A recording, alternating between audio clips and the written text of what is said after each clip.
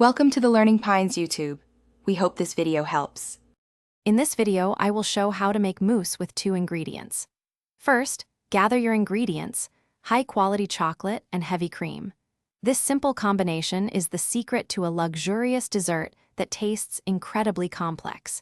You'll be amazed at how quickly you can transform these 2 items into a delightful treat. Get ready to whip up something truly special with minimal effort and maximum flavor.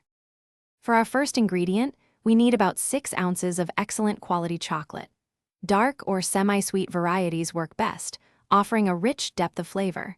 Make sure to chop your chocolate into small, uniform pieces. This helps it melt smoothly and evenly. Steer clear of standard chocolate chips, as their stabilizers can prevent that silky texture we're aiming for. A good chocolate choice makes all the difference. Next up is our second star ingredient: 1 1/2 cups of very cold, heavy whipping cream. The colder the cream, the better it will whip. Using a stand mixer or hand mixer, whip the cream on medium-high speed until it reaches soft peaks. This means it holds its shape, but still has a gentle curl at the tip.